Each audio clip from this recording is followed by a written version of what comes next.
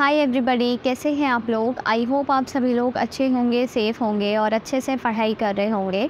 This is Ruchika and welcome to my channel. So आज हम continue करेंगे chapter number 3 of business studies, that is public, private and global enterprises, जिसमें already हम काफ़ी सारे lectures cover कर चुके हैं। इससे पहले हमने 3 जो फॉर्म्स होती हैं पब्लिक एंटरप्राइजेस की, वो कवर कर ली हैं। तीनों फॉर्म्स क्या क्या होते हैं? सबसे पहले आपका आता है डिपार्टमेंटल अंडरटेकिंग, दूसरा था आपका स्टैचुटरी कॉरपोरेशन जिसे हम पब्लिक कॉरपोरेशन के नाम से भी जानते हैं, और तीसरा होता है आपका गवर्नमेंट कंपनी। ये तीनों ही हम पढ़ चुके हैं। तीनों के बीच के हमने डिफरेंसेस भी पढ़ लिए हैं। देखो पिछले वीडियो में हमने यहाँ तक की चीज़ें पढ़ ली थी, तीनों के बीच के डिफरेंसेस भी कंप्लीट हो गए थे। अब आज के वीडियो में पहले हम पढ़ेंगे कि पब्लिक और प्राइवेट सेक्टर के बीच के डिफरेंसेस क्या हैं, क्योंकि देखो प्राइवेट सेक्टर हमने पिछले चैप्टर में कवर कर लिया है, तो इसकी 5 फॉर्म्स थी, ठीक है, वो हमने कर लिया है। पब्लिक सेक्टर भी हमने अब कवर कर लिया, उसकी तीनों फॉर्म्स पढ़ लिए। तो दोनों के बीच के डिफरेंसेस क्या हैं वो हम सबसे पहले इस वीडियो में समझते हैं, ठीक है। सबसे पहला आता है आपका मीनिंग। जब हम मीनिंग की बात करते हैं तो मीनिंग के टर्म्स में अगर हम बात करें तो ये कैसे डिफ़र करते हैं। पब्लिक सेक्टर क्या होता है, पब्लिक और प्राइवेट वैसे बेसिक अगर चीज़ बोली जाए तो पब्लिक का मतलब क्या है, जो सरकार के हाथ में है, उसका मोटिव क्या होता है, सर्विस मोटिव, वेलफेयर मोटिव, है ना। और जो प्राइवेट सेक्टर होता है वो क्या होता है, इंडिविजुअल्स के हाथ में जो है, और उनका मोटिव क्या होता है, प्रॉफिट मोटिव। ये तो सिंपल सी चीज़ है जो सबको पता है, और यही सारे डिफरेंसेस हमने पढ़ने हैं। सबसे पहले हम बात करते हैं पब्लिक सेक्टर की। तो ये क्या है, the section of a Nations economy which is under the control of government, जो कि गवर्नमेंट के कंट्रोल के अंदर है, whether it is central, state और लोकल, कैसा भी हो, बस गवर्नमेंट के कंट्रोल के अंदर होना चाहिए, वो सेक्टर कहलाता है आपका पब्लिक सेक्टर। अब प्राइवेट सेक्टर क्या है, which is owned and controlled by private individuals और कंपनीज। प्राइवेट इंडिविजुअल्स या कंपनीज़ के द्वारा कंट्रोल किया जाने वाला, ओन किया जाने वाला सेक्टर कहलाता है प्राइवेट सेक्टर, और जो गवर्नमेंट है उसके द्वारा कंट्रोल किया जाने वाला, ओन किया जाने वाला, मैनेज किया जाने वाला आपका जो सेक्टर है वो कहलाता है पब्लिक सेक्टर। चाहे वो सेंट्रल गवर्नमेंट के द्वारा ओन, कंट्रोल, मैनेज किया जा रहा हो, चाहे वो स्टेट गवर्नमेंट के द्वारा किया जा रहा हो, चाहे वो दोनों से मतलब मिल करके किया जा रहा हो, पर होना चाहिए गवर्नमेंट के अंदर। ये तो बेसिक डेफिनेशन हो गई, मतलब मीनिंग हो गया पब्लिक और प्राइवेट का।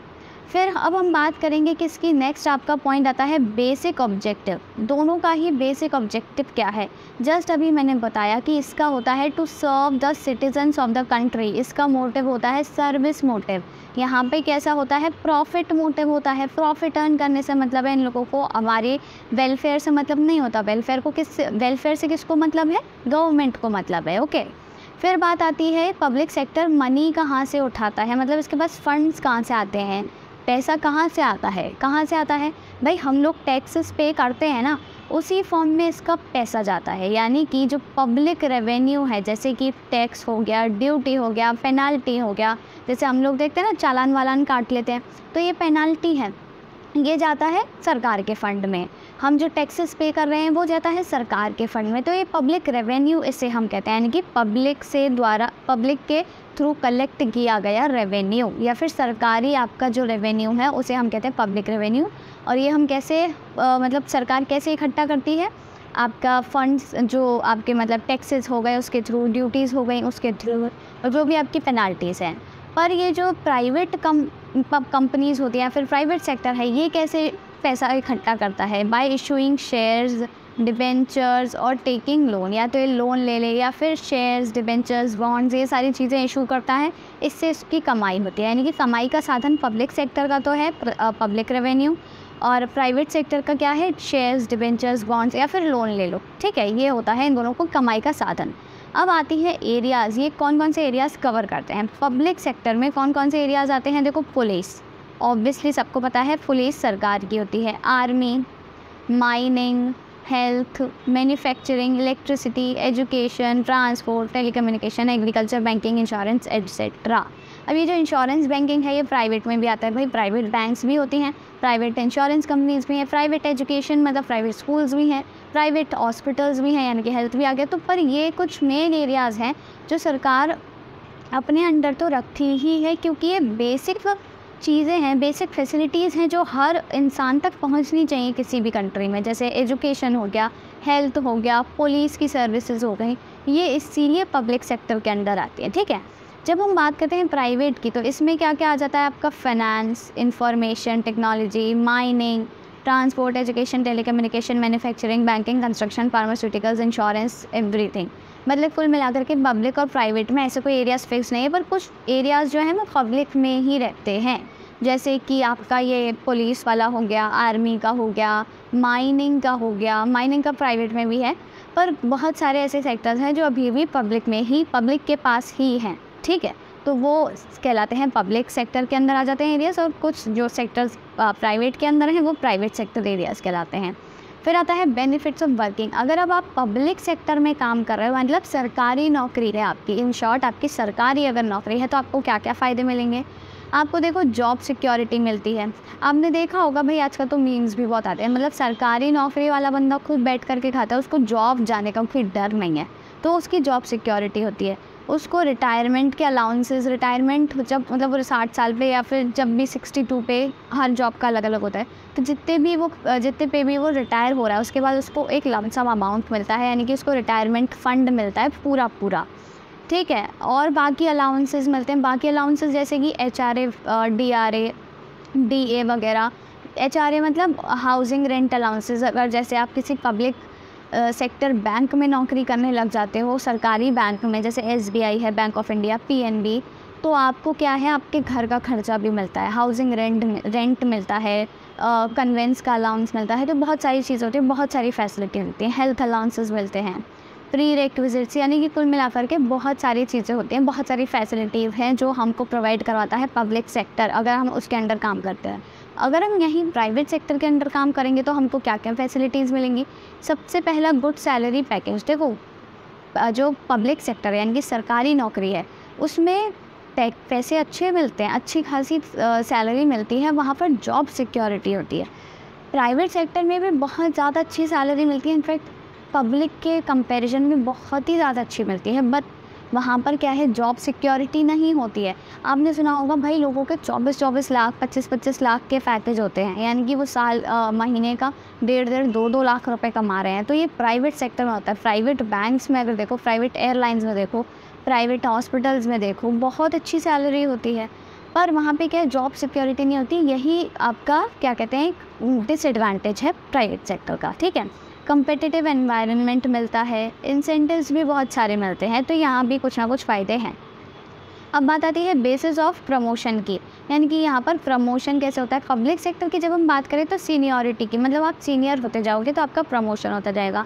यहाँ पे मेरिट के हिसाब से, मतलब आपका कुछ एग्ज़ाम होता है, कुछ इंटरनल टेस्ट वगैरह होते हैं, जो टॉप करेगा उसको प्रमोशन मिलेगा। पर यहाँ पे पब्लिक सेक्टर में सीनियरिटी के, मतलब जितने सीनियर आप बढ़ते जाओगे, आपकी पोस्ट ऊपर होती जाएगी, आपका प्रमोशन होता जाएगा। Last but not the least, job stability. तो ये तो अभी हमने यहाँ पे पढ़ा था, किस में पढ़ा था, इसमें आपका बेसिक, इसमें बेनिफिट्स ऑफ वर्किंग में, यहाँ पे कि यहाँ पे जॉब सिक्योरिटी होती है। तो जॉब सिक्योरिटी इसमें तो होती है, येस, पर यहाँ पर नहीं है, यहाँ पर जॉब सिक्योरिटी नहीं होती। अगर आप 2 लाख रुपए महीने भी कमा रहे हो, पता नहीं आपकी कब नौकरी उठ जाए। और ऐसा ही तो हुआ था कोविड के टाइम पे, जिसकी सरकारी नौकरी थी भाई, उसने खूब बैठ करके खाया, उसे कोई डर नहीं है। भले ही वो महीने के 40,000 रुपये कमा रहे हो, पर उन्हें पता उनकी नौकरी कहीं नहीं जा रही है, महीने के 40,000 रुपये कहीं नहीं जा रहे हैं। पर जिनकी प्राइवेट नौकरी भी थी, भले ही वो महीने के 2 लाख भी कमा रहे हैं, उनको डर रहता था कि कब हमारी नौकरी छूट जाए, या फिर क्योंकि उस टाइम पर क्या था, जॉब्स बहुत ज़्यादा जा रही थी, क्योंकि कंपनीज़ कहाँ से लाएं भाई पैसा, प्रोडक्शन नहीं हो रहा, कुछ नहीं हो रहा, सब बंद है, ठप्प है। लॉकडाउन के दौरान ये सब हुआ था, सबको पता होगा। तो कुल मिलाकर के प्राइवेट में जॉब सिक्योरिटी, जॉब स्टेबिलिटी नहीं होती है, पब्लिक में ये सारी चीज़ें होती हैं। इसीलिए लोग पब्लिक सेक्टर की तरफ ज़्यादा अट्रैक्ट हो रहे हैं अब कोविड के बाद से। क्यों? क्योंकि दे वांट जॉब सिक्योरिटी। उनको नहीं मतलब है कि हमको 1 लाख रुपये मिले, वो 40,000 में खुश हैं, पर जॉब स्टेबल हो। तो ये सारी चीज़ें हैं जो आपने याद रखनी है, पब्लिक और प्राइवेट सेक्टर के बीच के क्या डिफरेंसेस है, ठीक है। एक टॉपिक ख़त्म। अब इसके बाद हम स्टार्ट करेंगे हमारा नया topic, that is changing role of public sector. अब देखो, पब्लिक सेक्टर के बारे में हमने सारी चीज़ें ऑलमोस्ट पढ़ ली हैं, ठीक है। इससे पिछले वीडियोस में पढ़ा पब्लिक सेक्टर क्या होता है, उसके 3 फॉर्म्स क्या हैं, और हमने पिछले 2 चैप्टर्स में भी पढ़ा है पब्लिक सेक्टर, प्राइवेट सेक्टर, ये वो, ठीक है। अब पब्लिक सेक्टर का रोल की बात अगर हम करें तो देखो, पब्लिक सेक्टर जब इंडिया में बनाया गया था, मतलब पब्लिक सेक्टर को जब इस्टेब्लिश किया गया था, सरकारी जो विभाग है उसको इस्टेब्लिश किया गया था, तो उसके 2 ऑब्जेक्टिव्स थे। क्या 2 ऑब्जेक्टिव्स थे? To speed up the economic growth of the country. सबसे पहला कि हमारी जो इकोनॉमिक ग्रोथ है कंट्री की, उसको क्या करना है? स्पीड अप करना है, मतलब बढ़ाना है, इकोनॉमिक ग्रोथ को बढ़ाना है। दूसरा क्या था? To achieve a more equitable distribution of income and wealth among people. तो 2 ऑब्जेक्टिव्स थे, एक तो हमको इकोनॉमिक ग्रोथ बढ़ानी है और एक हमको इक्विटेबल डिस्ट्रीब्यूशन ऑफ इनकम करना है। क्या 2 पॉइंट्स थे? इकोनॉमिक ग्रोथ बढ़ानी है और इक्विटेबल डिस्ट्रीब्यूशन ऑफ इनकम करना है। यानी कि एक तो हमारी कंट्री ग्रो करे, पर इस तरीके से ग्रो ना करे कि जो अमीर लोग हैं वही अमीर होते रहे और गरीब लोग गरीब होते रहे। नहीं, हमको इस तरीके से अपनी इकोनॉमिक ग्रोथ करनी है कि इक्विटेबल डिस्ट्रीब्यूशन ऑफ इनकम भी हो, मतलब अमीर को भी मिल रहा है तो गरीबों को भी उतना मिले जितना वो चाहते हैं, जितना उनको ज़रूरत है। तो इक्विटेबल डिस्ट्रीब्यूशन ऑफ इनकम भी होना चाहिए। ये 2 मकसद से हमारा जो पब्लिक सेक्टर है उसको क्रिएट किया गया था इंडिया में। पर धीरे धीरे क्या हुआ, पब्लिक सेक्टर का जो रोल है टाइम के साथ साथ चेंज होता गया। सिर्फ इन दोनों ऑब्जेक्टिव्स तक लिमिटेड नहीं रहा। सिर्फ ये नहीं कि इकोनॉमिक ग्रोथ और इक्विटेबल डिस्ट्रीब्यूशन ऑफ इनकम चाहिए, नहीं, और भी चीज़ें थी जो आगे आ गई और उनके लिए पब्लिक सेक्टर काम करने लगा। वो सारे ही पॉइंट्स क्या क्या हैं, देखो हम एक एक करके पढ़ने वाले हैं। ठीक है, एक एक करके समझते हैं कि क्या क्या वो पॉइंट्स थे। सबसे पहले आपका आता है डेवलपमेंट ऑफ इंफ्रास्ट्रक्चर। अब देखो, जब हम इंफ्रास्ट्रक्चर की बात करते हैं, इंफ्रास्ट्रक्चर आपको पता है हर कंट्री के लिए बहुत ज़रूरी होते हैं। इंफ्रास्ट्रक्चर में क्या क्या चीज़ें आ जाती हैं, जैसे कि आपका रोड्स हो गया, ट्रांसपोर्टेशन, कम्युनिकेशन, इलेक्ट्रिसिटी, जो बेसिक फैसिलिटीज़ होती हैं, एजुकेशन, हेल्थ केयर, तो ये सारी चीज़ें इंफ्रास्ट्रक्चर में आती हैं और ये सभी मिलाकर के बहुत ज़रूरी होते हैं किसी भी कंट्री के लोगों के लिए, साथ ही साथ किसी भी कंट्री के डेवलपमेंट के लिए, है ना। तो ये क्या है, it is a prerequisite for industrialisation in any country. Obviously अगर किसी कंट्री में इंडस्ट्रियलाइजेशन चाहिए, मतलब इंडस्ट्रीज़ डेवलप करनी है, तो आपको इंफ्रास्ट्रक्चर भी तो अपना डेवलप करना पड़ेगा ना। तो ये क्या है, प्री रिक्विजिट है। प्री रिक्विजिट का मतलब क्या होता है, पहली शर्त। तो पहली शर्त तो यही है इंडस्ट्रियलाइजेशन के लिए कि अच्छा इंफ्रास्ट्रक्चर हो। ठीक है, without proper transportation and communication facilities, fuel and energy and basic and heavy industries, the industrialisation process can not be sustained. यानी कि अगर आपके पास प्रॉपर ट्रांसपोर्टेशन नहीं है, प्रॉपर कम्युनिकेशन फैसिलिटीज़ नहीं है, फ्यूल, एनर्जी, आपका हैवी इंडस्ट्रीज़ नहीं है, तो कहाँ से आप इंडस्ट्रियलाइजेशन कर लोगे जब आपके पास फ्यूल नहीं है, एनर्जी नहीं है, आप ट्रांसपोर्टेशन की फैसिलिटी नहीं है, इंडस्ट्रीज़ में कैसे होगा प्रोडक्शन, कम्युनिकेशन की फैसिलिटीज़ नहीं है, कैसे होगा इंडस्ट्रीज़ का डेवलपमेंट। तो इंडस्ट्रियलाइजेशन के डेवलपमेंट के लिए आपका क्या होना चाहिए, इंफ्रास्ट्रक्चर होना चाहिए। और ये जो इंडस्ट्रीज़ को डेवलप करना था, इंडस्ट्रियलाइजेशन लेकर आना था, इसके लिए हम क्योंकि इंफ्रास्ट्रक्चर चाहिए, तो इंफ्रास्ट्रक्चर किसके हाथ में था, सिर्फ गवर्नमेंट के हाथ में। कौन कर सकता था, सिर्फ गवर्नमेंट ही कर सकती थी। Only the government had the ability to collect vast sum of money, coordinate industrial building and train technicians and workers. कुल मिलाकर के ये जो काम है बहुत बड़े लेवल का है, तो ऑब्वियसली किसी बड़े इंसान को काम करना पड़ेगा। बड़ा इंसान हमारी कंट्री में कौन है, बड़ी अथॉरिटी, और सरकार ही तो है। तो सिर्फ गवर्नमेंट के पास ही एबिलिटी थी कि तो वो वास्ट सम, बहुत सारा पैसा इकट्ठा कर सके और कुल मिलाकर के अच्छा इंफ्रास्ट्रक्चर डेवलप कर सके, जो कि हेल्प करेगा इंडस्ट्रियलाइजेशन में। समझ आ रहा है। Expansion of rail, road, sea and air transport has contributed to the phase of industrialization and ensured future economic growth। और जैसे जैसे हमने अच्छा खासा पैसा इकट्ठा किया और बहुत सारे रिसोर्सेज इकट्ठे किए, हमने किसने, सरकार ने, क्योंकि सरकार के पास ये एबिलिटी थी।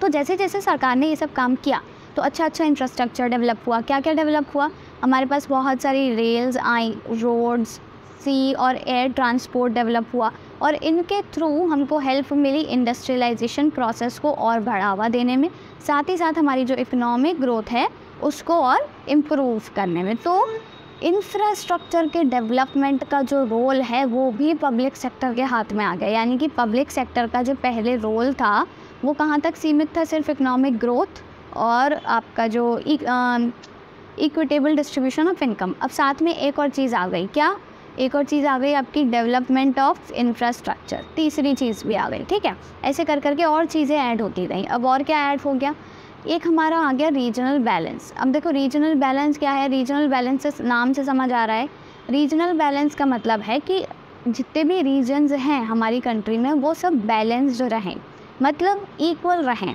ऐसा नहीं है कि किसी को हम बहुत ज़्यादा ग्रो कर रहे हैं, कुछ पिछड़े इलाके रहते जा रहे हैं, ऐसा नहीं करना है हमको। रीजनल मतलब आप कह सकते हो बैलेंस लेकर के चलना है, ठीक है। तो गवर्नमेंट क्या है, the government is in charge of, यहाँ पे क्या है डैश है, the government is in charge of ensuring that all the regions and states develop in a balanced manner. इसके लिए कौन है, सरकार ही तो जिम्मेदार है, क्योंकि सरकार ही अथॉरिटी है। ये सब काम प्राइवेट सेक्टर नहीं करेगा, प्राइवेट सेक्टर का तो प्रॉफिट मोटिव है, तो ये सारे काम पब्लिक सेक्टर करेगा, सर्विस मोटिव, वेलफेयर मोटिव की तरफ से।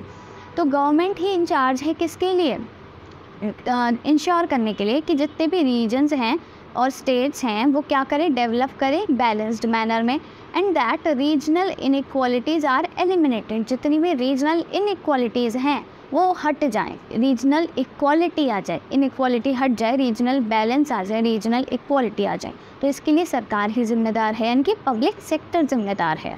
Attention will be paid to the reasons for the delay, कि डिले क्यों हो रहा है, उसके लिए जो रीजन्स हैं, जो जिस वजह से डिले हो रहा है उसके जो रीजन्स हैं उन पर अटेंशन दिया जाएगा। And public sector industries will be purposefully established, और पब्लिक सेक्टर इंडस्ट्रीज़ डेवलप की जाएंगी। तो ये सारा काम किसका है, पब्लिक सेक्टर का है। साथ ही साथ क्या हुआ, 4 big steel facilities were built in under developed areas. अब जो अंडर डेवलप्ड एरियाज़ थे उनमें 4 बड़ी स्टील फैसिलिटीज़ डेवलप की गई। फैसिलिटीज़ नहीं, एक्चुअली ये फैक्ट्रीज़ होगा, ठीक है, फैक्ट्रीज़ होगा। To help promote economic growth, generate jobs and develop ancillary industries. Ancillary मतलब होता है कोई ऐसी चीज़ जो कि थोड़ा कह लो पुरानी है, बहुत टाइम से चलती आ रही है। तो कुल मिलाकर के बड़ी बड़ी स्टील इंडस्ट्रीज़ इस्टेब्लिश की गई, जिससे कि क्या हो, इकोनॉमिक ग्रोथ हो, जॉब्स डेवलप हों, लोगों को और रोज़गार मिले, एम्प्लॉयमेंट बढ़े। साथ ही साथ जो एग्जिस्टिंग इंडस्ट्रीज़ हैं, ऑलरेडी हैं, उनका मतलब कह लो उनकी भी ग्रोथ हो। तो ये सारा काम किसका है, इसका इंचार्ज कौन है, गवर्नमेंट। गवर्नमेंट मतलब पब्लिक सेक्टर। तो पब्लिक सेक्टर के पास 2 रोल और नए आ गए, एक तो उसको इंफ्रास्ट्रक्चर डेवलप करना था और उसको रीजनल बैलेंस भी देखना था, ठीक है। पहला समझ आ गया, इंफ्रास्ट्रक्चर डेवलप हो गया हमारा, रीजनल बैलेंस भी हो गया।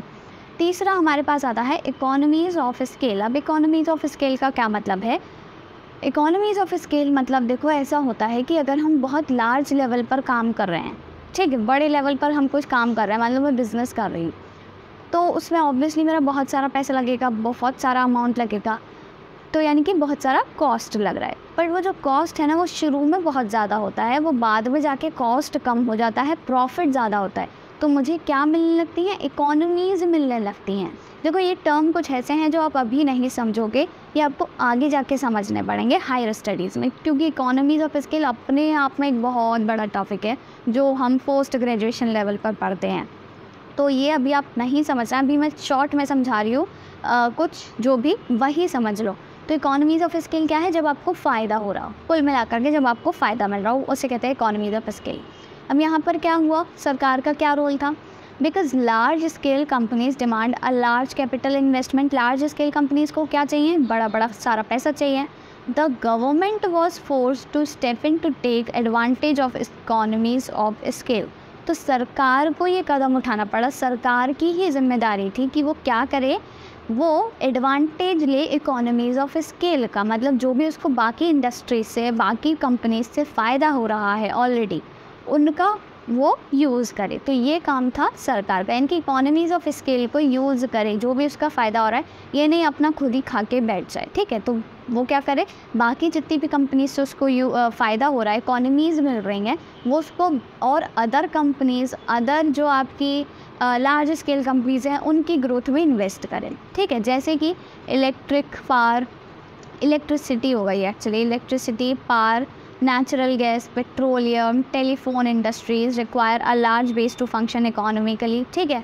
ये ऐसी इंडस्ट्रीज़ हैं जिनके लिए ह्यूज इन्वेस्टमेंट चाहिए। इलेक्ट्रिसिटी हो गया, पावर, नेचुरल गैस, क्योंकि बहुत ज़रूरत की चीज़ें हैं और इनके लिए बहुत बड़ी कंपनीज, बहुत बड़ा सेटअप होता है, बहुत बड़े बड़े प्लांट्स होते हैं, तो इनमें बहुत भारी भरकम इन्वेस्टमेंट चाहिए, ठीक है। So which was only possible with the government resources and mass scale production. तो ये कब पॉसिबल था, जब गवर्नमेंट खुद से रिसोर्सेज इकट्ठे करे और मास स्केल प्रोडक्शन करे, यानी कि ये नहीं छोटे छोटे प्लांट्स खोल दे इलेक्ट्रिसिटी के, पावर के, नेचुरल गैस के, क्योंकि छोटे छोटे प्लांट्स खोलेंगे तो क्या होगा, कॉस्ट ज़्यादा लगेगी, प्रॉफिट कम होगा। मैंने क्या बताया, बड़े बड़े कंपनीज जो होती हैं, बड़े बड़े प्लांट्स जो होते हैं, उनमें क्या होता है, आपका एक पॉइंट ऑफ टाइम के बाद कॉस्ट कम, प्रॉफिट ज़्यादा होता है, तो उससे फ़ायदा होगा, यानी कि इकोनॉमीज होगी सरकार को जो वो और कहीं पर इन्वेस्ट कर सकती है। तो 3 रोल समझ आ गए। सबसे पहला क्या था, डेवलपमेंट ऑफ इंफ्रास्ट्रक्चर, दूसरा क्या था, रीजनल बैलेंस, और तीसरा आपका क्या रहा, इकोनॉमीज ऑफ स्केल। ओके, और उससे पहले 2 ऑब्जेक्टिव्स क्या हुआ करते थे, सिंपली इकोनॉमिक ग्रोथ को इम्प्रूव करना, और दूसरा आपका इक्विटेबल डिस्ट्रीब्यूशन ऑफ इनकम। ठीक है, ये 2 चीज़ें हुआ करती थी। अब इसके बाद नेक्स्ट आता है आपका concentration of economic power. Concentration of economic power का मतलब क्या है कि इकोनॉमिक पावर जो है उसका कॉन्सेंट्रेशन कहाँ है। पब्लिक सेक्टर ये चाहता था कि ऐसा ना हो कि सारी चीज़ें प्राइवेट सेक्टर के हाथ में चली जाए, क्योंकि मैंने क्या बताया, प्राइवेट सेक्टर से तो वो अभी आज़ाद हुए थे अंग्रेज़ों से, तो वो नहीं चाहते थे कि हम कुछ भी प्राइवेट सेक्टर के हाथ में दें जिससे कि वो फिर से हमारा मिसयूज़ करे, क्योंकि भाई पता नहीं कब किसी की नीयत बिगड़ जाए, वो फिर से ऐसे करने लगे। और प्राइवेट सेक्टर का तो मोटिव ही होता है प्रॉफिट मोटिव, तो वो कहाँ किसी का वेलफेयर देखेंगे।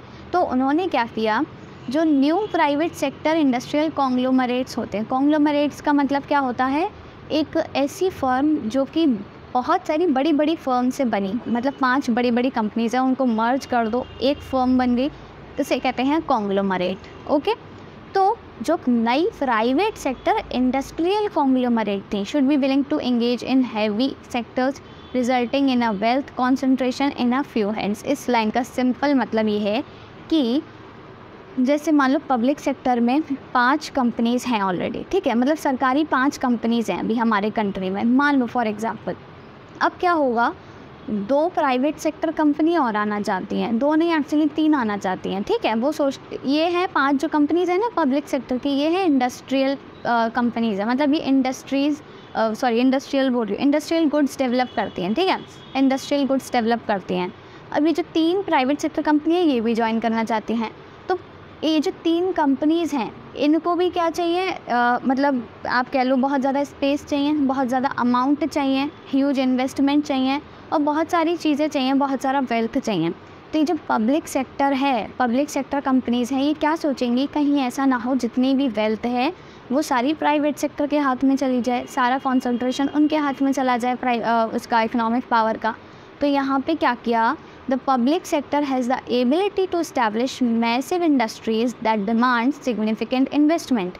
तो पब्लिक सेक्टर ने कुल मिलाकर के क्या किया, प्राइवेट सेक्टर पर थोड़ी सी रोक लगा दी जिससे कि वो एंटर ना कर पाए, या फिर उस पर इस तरीके की रोक लगा दी कि वो इतने से ज़्यादा इन्वेस्टमेंट ना कर पाए, इतने साइज़ से बड़ी कंपनी ना खोल पाए, इस तरह की कुछ आप कह लो रिस्ट्रिक्शंस लगा दी, जिससे कि क्या होगा, this prevents wealth and economic power from being concentrated in public sector. यानी कि इससे पब्लिक सेक्टर ने बचाया किसको, वेल्थ और इकोनॉमिक पावर कहीं प्राइवेट सेक्टर के हाथ में ना चली जाए। तो कुल मिलाकर के जो नई नई प्राइवेट सेक्टर एंटर करना चाह रही थी उन पर थोड़ी सी रेस्ट्रिक्शंस लगा दी, जिससे कि जो कॉन्सेंट्रेशन है इकोनॉमिक पावर का, ठीक है, इकोनॉमिक पावर का जो कॉन्सेंट्रेशन है वो किसके हाथ में रहे, पब्लिक सेक्टर के ही हाथ में रहे, प्राइवेट सेक्टर के पास ना जाए। तो 4 पॉइंट्स पढ़ लिए हैं, दोबारा से देखो साथ साथ रिवाइज करते चलो। सबसे पहला अपन ने पढ़ा डेवलपमेंट ऑफ इंफ्रास्ट्रक्चर, दूसरा हम लोगों ने पढ़ा आपका रीजनल बैलेंस, ठीक है,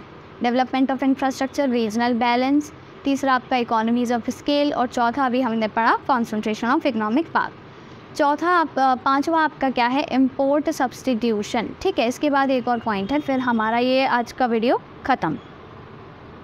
हाँ, ये है अब आपका इम्पोर्ट सब्सटीट्यूशन।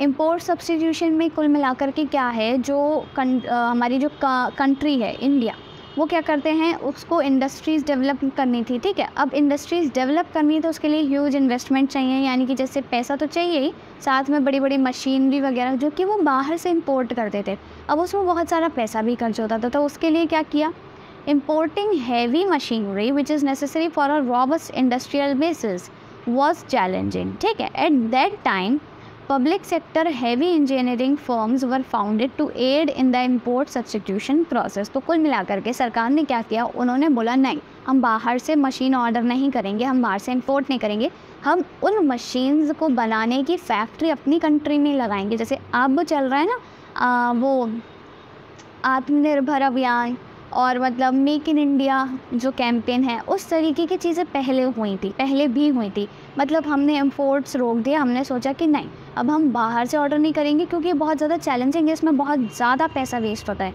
तो हमने क्या किया, अपनी कंट्री में ही हैवी इंजीनियरिंग फर्म्स को इस्टेब्लिश किया गया, जिससे कि थोड़ा सा इम्पोर्ट हमारा कम हो गया। Several public sector enterprises such as STC and MMTC have also played a major role in increasing the country's exports. और धीरे धीरे हमारी जो पकड़ थी उस ये जो मशीन्स वगैरह बनाने पर, इनकी जो फैक्ट्रीज़ पर इतनी ज़्यादा बढ़ गई कि हम पहले तो इंपोर्ट कर रहे थे, फिर हमने इंपोर्ट रोक दिया, अपने में बनाने लगे। अब हमारी कमांड इतनी ज़्यादा हो गई कि हम अपने लिए तो बना ही रहे हैं, हम और कंट्रीज़ को भी एक्सपोर्ट कर रहे हैं, और आज भी हम एक्सपोर्ट कर रहे हैं। अभी करेंटली देखें तो इंडिया टॉप पर है स्टील के प्रोडक्शन में, ठीक है, स्टील के एक्सपोर्ट में और प्रोडक्शन में। तो अभी क्या है, स्टील का प्रोडक्शन हमारी कंट्री में सबसे ज़्यादा होता है और एक्सपोर्ट भी हमारी कंट्री सबसे ज़्यादा करती है। तो इतना ज़्यादा डेवलप हो गई हैं चीज़ें। अब ये सारे काम कौन करेगा, ऑब्वियसली पब्लिक सेक्टर। तो एक और रोल आ गया, अब 5 रोल हो गए, ठीक है, 5 पढ़ लिए। Development of infrastructure, regional balance, आपका और कौन सा था, इकोनॉमीज़ ऑफ स्केल, और आपका कंसंट्रेशन ऑफ इकोनॉमिक पावर, और आपका इंपोर्ट सब्स्टिट्यूशन। 5 हो गए। लास्ट हमारे पास बचता है government policy towards public sector since 1991। रुको, अभी आपको ये जब दिख नहीं रहा होगा, मैं रिमूव करती हूँ अपने आप को।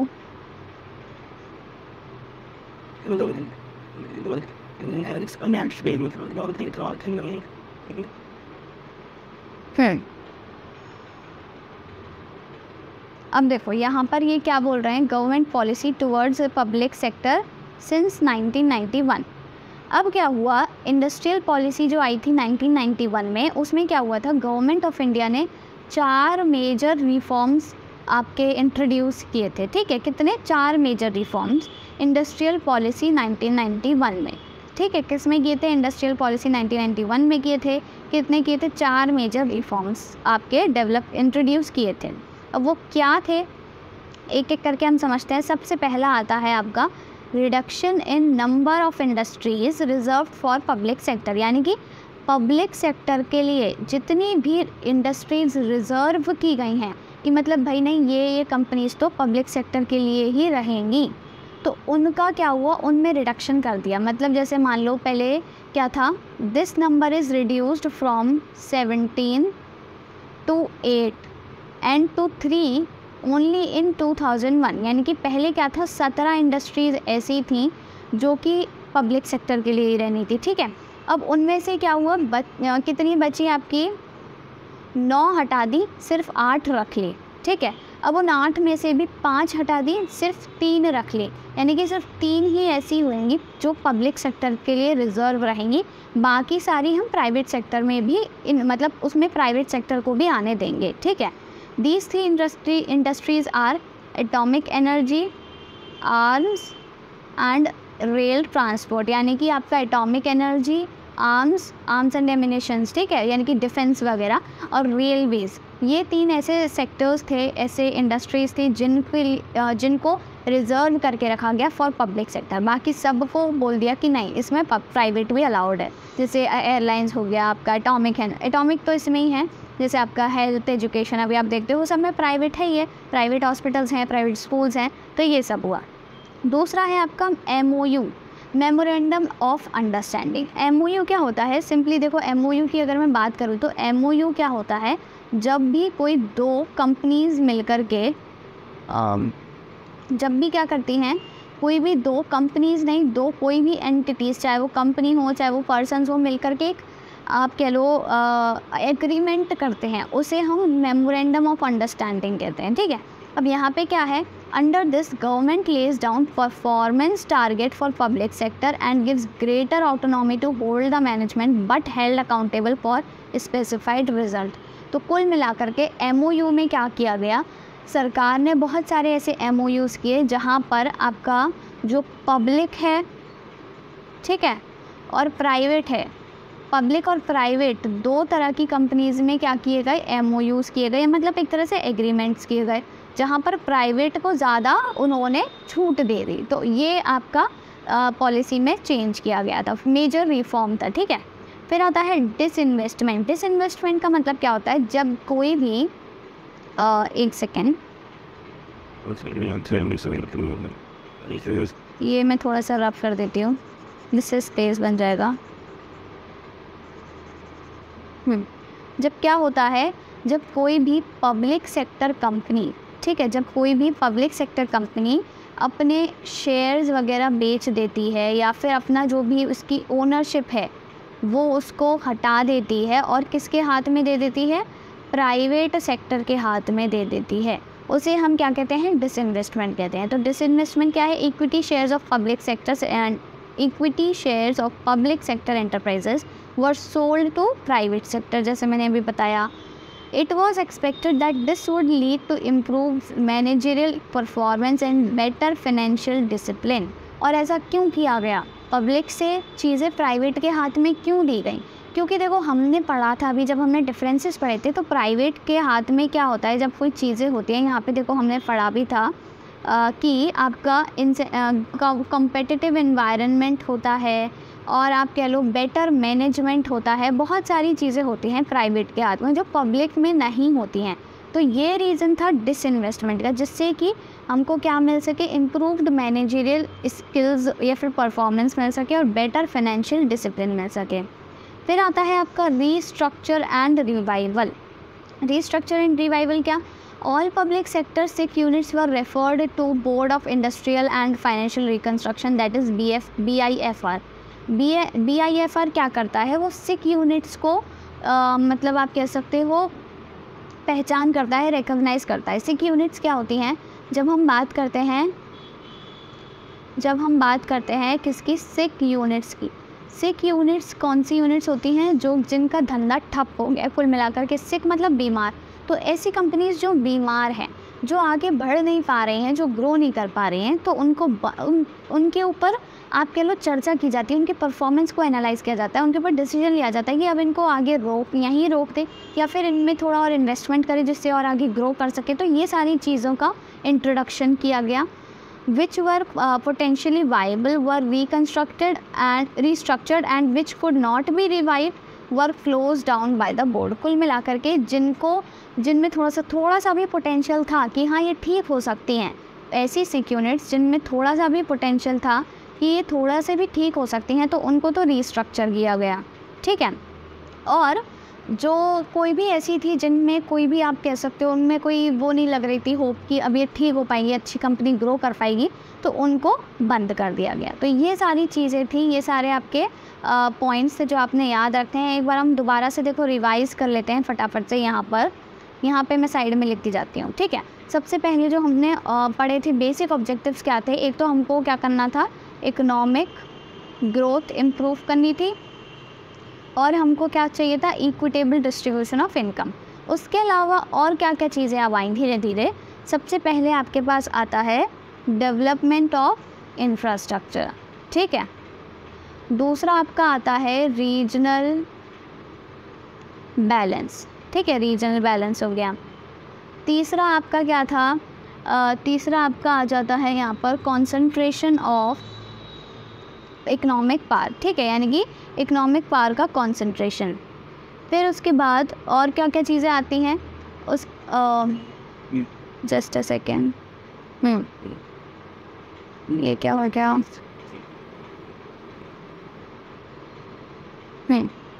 फोर्थ आपका आता है इकोनॉमीज़ ऑफ स्केल, ठीक है, economies of scale.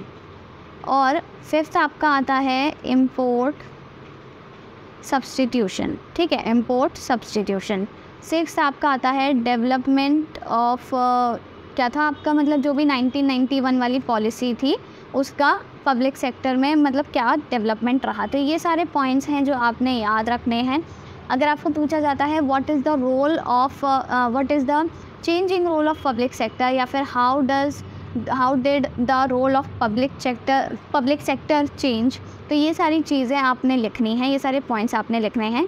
So I hope आपको यहाँ तक का वीडियो अच्छा लगा होगा। अगर चीज़ें समझ आई हों तो वीडियो को जल्दी से लाइक और शेयर कर दें अपने फ्रेंड्स के साथ। और अगर अभी तक आपने चैनल मेरा सब्सक्राइब नहीं किया है तो do subscribe it right now. Thanks for watching and have a nice day.